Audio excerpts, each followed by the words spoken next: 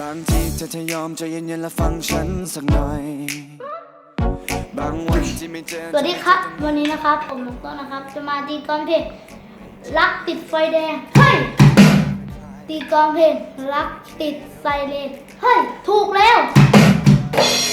เพลงมาครับ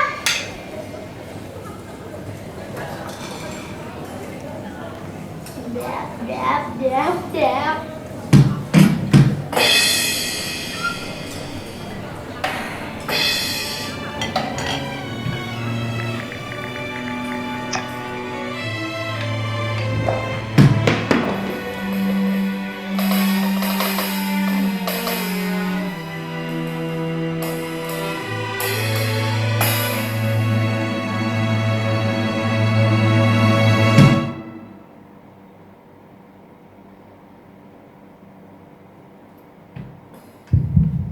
บางทีเธอจะยอมใจเย็นๆและฟังฉันสักหน่อย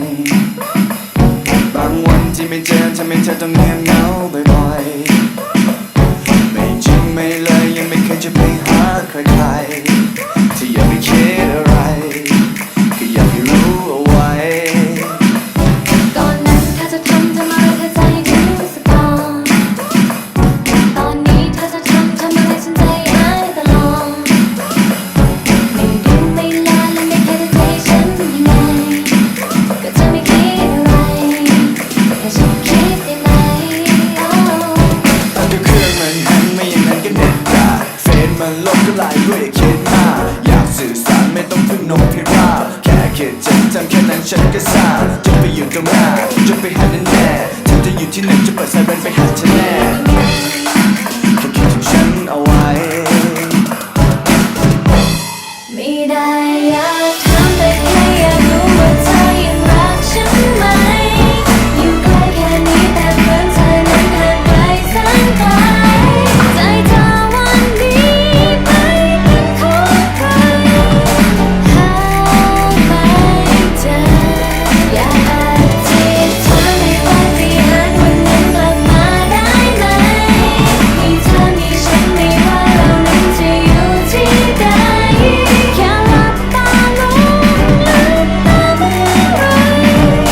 ก็มีเธอช่วยดูแลกักันน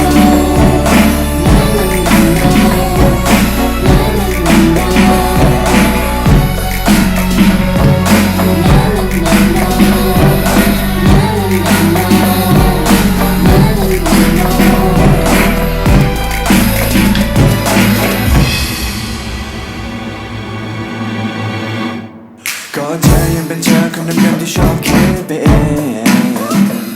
และเธอยังเป็นเธอคนเดิมๆคนที่ง้อไม่เก่งแค่คำเดียวเป็นอะไรที่มันพูดไม่ออกไม่อยากจะซึ้งจะบอก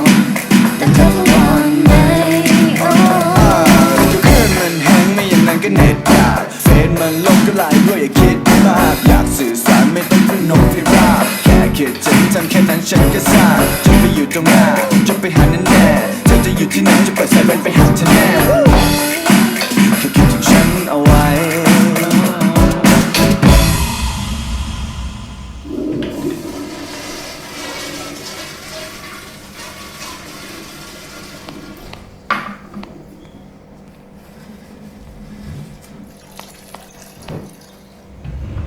ไม่ได้อยากถามแต่แค่อยากรู้ว่าเธอยังรักฉันไหมอยู่ใกล้แค่นี้แต่เหมือนเธอนั้นห่างไกลแสนไกลใจเธอวันนี้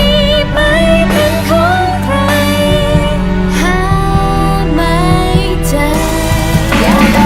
ธิษฐานให้ปาฏิหาริย์วันนั้นกลับมาได้ไหมมีเธอมีฉันไม่ว่าเรานั้นจะอยู่ที่ใดแค่หลับตาลงลืมตาเมื่อไรก็มี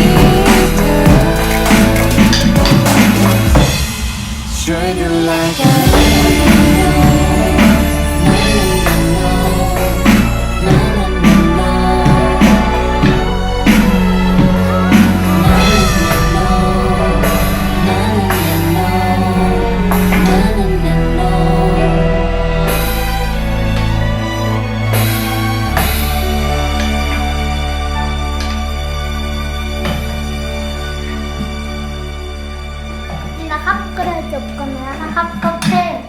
รักติดไซเลนนะครับ วันนี้ขอลาไปก่อนนะครับสวัสดีครับ